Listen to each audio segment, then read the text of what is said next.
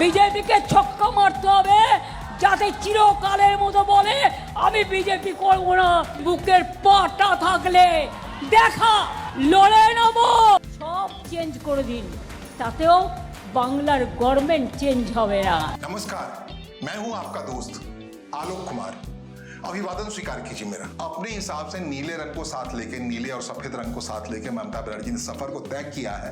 तकरीबन 15 साल से वहां मौजूद हैं वो।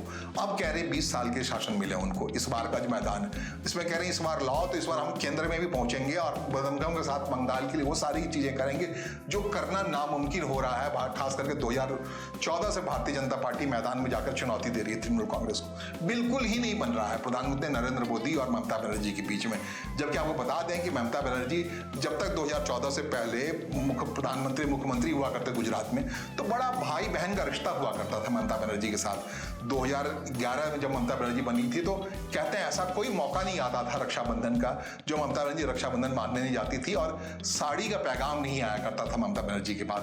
लेकिन 2014 से जब तक बिल्कुल प्रखर अंदाज में भारतीय जनता पार्टी केंद्र में आई है, तो ये नई पार्टी है। इसमें कोई प्रधानमंत्री के साथ विपक्षी दल का मुख्यमंत्री भाई बहन का संबंध रखता है, ये मुमकिन सा नहीं लगता है। बड़ी मुश्किलात हैं। 2016 का जो चुनाव हुआ उसमें जिस हिसाब से भारतीय जनता पार्टी प्रचंड तेवर में आई, तो ये रिश्ता भाई बहन का रिश्ता शिथिल होता गया, कमजोर पड़ता गया। 2016 के बाद फिर 2021 की जब बारी आई तो कहते हैं एक बड़ी घटना हुई। बड़ी घटना इस लिहाज से हुई कि ममता बनर्जी ने अपने भाई प्रधानमंत्री नरेंद्र मोदी को चिढ़ाने के लिए एक मामला कर दिया। चिढ़ाने के लिए मामला कर दिया या समझिए नासमझी में कर दिया। प्रधानमंत्री की पत्नी धनबाद के दौरे पर आई हुई थी, वहां पर तेजी से पहुंच गई पत्नी, मतलब जिसके बारे में सार्वजनिक तौर पर कोई कहता नहीं प्रधानमंत्री की पत्नी के बारे में, तो उनको सार्वजनिक तौर पे मुलाकात हुई धनबाद एयरपोर्ट पे उनकी पत्नी से, प्रधानमंत्री की पत्नी से। और उनको जो कुछ भी होता है भाई की ननद के लिहाज से ममता बनर्जी ने मुख्यमंत्री होने के नाते उनको बड़े प्रचारित तरीके से 2016 की बात है जाकर के उनको साड़ी चूड़ी जो तमाम चीजें होता है देना और एक सेलिब्रिटी के तौर पर उनको संबोधित कर दिया। ये बात कहते हैं इस भाई बहन के रिश्ते में नागवार होने वाली बात हुई, मुश्किलात वाली बात हुई। तब से जो प्रखरता आई, कहते 2021 में जिस अंदाज में प्रधानमंत्री नरेंद्र मोदी दीदी के स्वर से ममता बनर्जी चिढ़ाने या अपने गुस्से को दिखाने की शुरुआत की थी, वो बाद में जाकर थोड़ा कम हुआ है 2021 से 2016 के सफर में। कहते हैं बीच में थोड़े से मामले सुधरे, लेकिन वो मामला नहीं आया, लौटा नहीं, वो रिश्ता नहीं लौटा है जो 2011 में मुख्यमंत्री बनने के बाद ममता बनर्जी और उस समय के मुख्यमंत्री गुजरात के मुख्यमंत्री रहे नरेंद्र मोदी के बीच हुआ करता था। ये तलखी आ गई उसी वारदात की वजह से। कहते भी है झारखंड का एयरपोर्ट है, छोटा सा एयरपोर्ट है धनबाद का एयरपोर्ट, वहां पे ये सारे वारदात हुए वारदात। तो उसमें किसने ये काम किया, दोनों के रिश्ते को बिगाड़ने का काम किया, इसके पीछे एक और वजह हो सकती है। भारतीय जनता पार्टी बिल्कुल अपनी सरकार चाहती, उनको नहीं चाहिए। वो आपको बता दें Trinamool Congress, all India Trinamool Congress NDA के पार्टनर हुआ करती थी। जब 2011 में सरकार में आई तब उसने भारतीय जनता पार्टी को झटका दिया। जब पार्टी का गठन किया था ममता बनर्जी ने, तो उन दिनों वो चली गई थी एनडीए में और एनडीए के खेमे से ही 2011 के चुनाव का लड़ा था। कहते हैं उससे पहले वो रेल मंत्री के तौर पे अटल बिहारी वाजपेयी के मंत्रिमंडल मौजूद थी, जो सरकार 1998 से 2004 तक थी। उसमें रेल मंत्री कहते हैं प्लेटफॉर्म पे जाकर के, प्लेटफॉर्म रेल मंत्री के तौर पे उनके पास था, केंद्र के पास था। तब मुश्किल था बंगाल में आकर के सड़क पे कोई आंदोलन करना।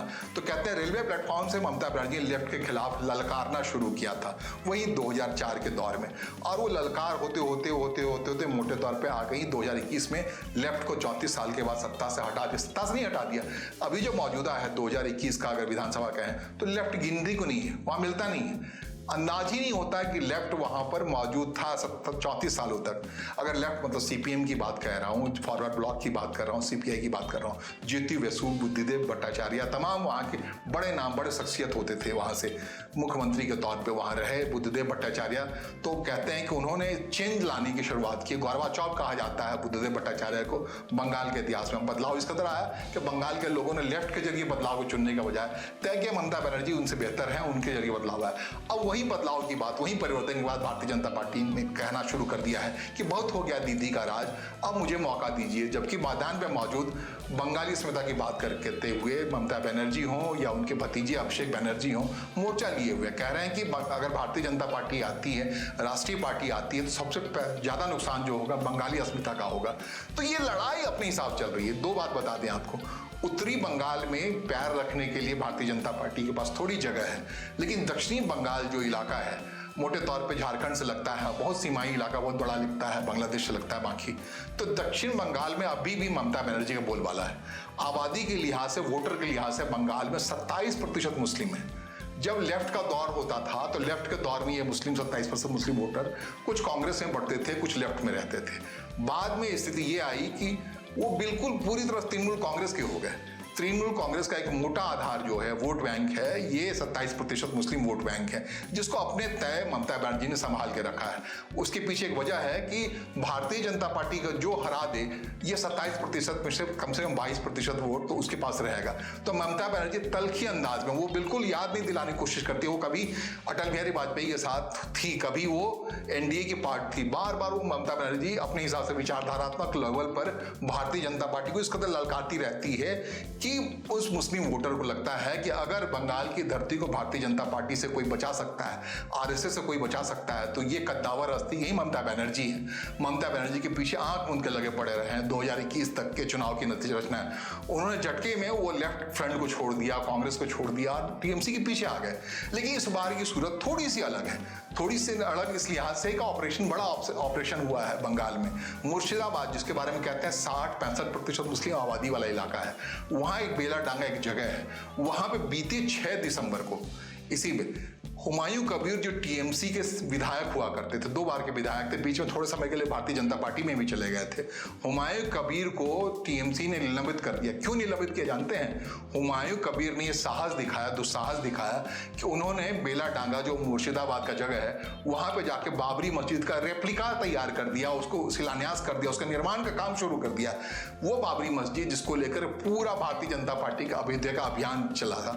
1992 में 6 दिसंबर 1992 में उसे अयोध्या में गिरा दिया गया था। बाद में जो कुछ हुआ, राम मंदिर वहां बना, जो विवाद था, उस बाबरी ढांचे को लेकर के जो 1992 में गिराया गया था, उसी के रेप्लिका को लेकर बेला डांगा में एक नया बाबरी मस्जिद बनाया जा रहा है। वो कौन बना रहे हैं? वो हुमायूं कबीर बना रहे हैं। हुमायूं कबीर 6 दिसंबर को उसका शिलान्यास करने के साथ साथ, लोकल आबादी को इकट्ठा करने के साथ साथ इतने कद्दावर हो गए, इतने ताकतवर हो गए कि 23 दिसंबर आते आते उन्होंने एक नई पार्टी खड़ी कर दी। नई पार्टी का नाम है जनता उन्नयन पार्टी। जनता उन्नयन पार्टी को अपने हिसाब से उन्होंने तैयार किया है। कहते हैं असदुद्दीन ओवैसी उनके साथ हैं, जो 27% आबादी असदुद्दीन ओवैसी और जनता उन्नयन पार्टी हुमायूं कबीर से मिल करके उसमें सेंध लगाने की तैयारी है। अगर वो सेंध लगाने का काम हो जाए या मुस्लिम वोटरों को विश्वास दिलाया जाए कि उनको उसी अंदाज में तोड़ लिया जाए जिस हिसाब से ममता बनर्जी कभी लेफ्ट से और कांग्रेस पार्टी से तोड़ को अपने पास लिया था, तो इस बार ममता बनर्जी की थोड़ी मुश्किल हो सकती है। वोट परसेंटेज में ज़्यादा बड़ा फर्क नहीं है भारतीय जनता पार्टी और ममता बनर्जी, 10% या 8% का है। कहते 2019 में भारतीय जनता पार्टी को पहली बार लगा कि वो बंगाल में चुनाव लड़ सकती है। 2019 के लोकसभा चुनाव में कहते हैं 42 में से 18 सीटें भारतीय जनता पार्टी ने दनाते हुए जीत लिया। और उसी आधार पर कहते हैं उत्तरी बंगाल, जो दार्जिलिंग या सिलीगुड़ी बाकी सारा इलाका लगता है, दार्जिलिंग तो मोटे तौर पर कहते हैं भारतीय जनता पार्टी को एक सांसद जो देश में किसी एक सीट से सुनिश्चित तौर पे मिलता है, वो दार्जिलिंग का सीट है। इस लिहाज से उत्तरी बंगाल में अपना एक आधार है भारतीय जनता पार्टी है। दक्षिणी बंगाल को लेकर बड़ी बात क्या हुई है अभी कि राष्ट्रपति द्रौपदी मुर्मू जो आदिवासी समाज से आती हैं, उन्होंने आदिवासी महासभा का एक आयोजन किया था बंगाल में। वहां से एक आवाज निकली है कि उनको तिरस्कृत किया है मुख्यमंत्री ममता बनर्जी ने, प्रोटोकॉल का पालन नहीं किया है। वो तमाम चीजें क्या है, इसका रेप्लिका क्या हो सकता है, मैं बताता हूँ। बंगाल के अंदर में आदिवासियों की बड़ी आबादी है, खास करके जिस कम्युनिटी से द्रौपदी मुर्मू बिलोंग करती हैं, वो संथाल आबादी की बड़ी आबादी है बंगाल के अंदर में, पश्चिम बंगाल के अंदर में। और उसके बारे में कहा जा रहा है कि अपने हिसाब से द्रौपदी मुर्मू का जिस हिसाब से राष्ट्रपति का तिरस्कार हुआ, प्रोटोकॉल की बात हुई, ये सब भरे सभा में द्रौपदी मुर्मू ने कहा कि वो ममता बनर्जी को अपनी बहन मानती थी और उनके से ऐसे व्यवहार की उम्मीद नहीं करती थी, अपेक्षा नहीं करती थी।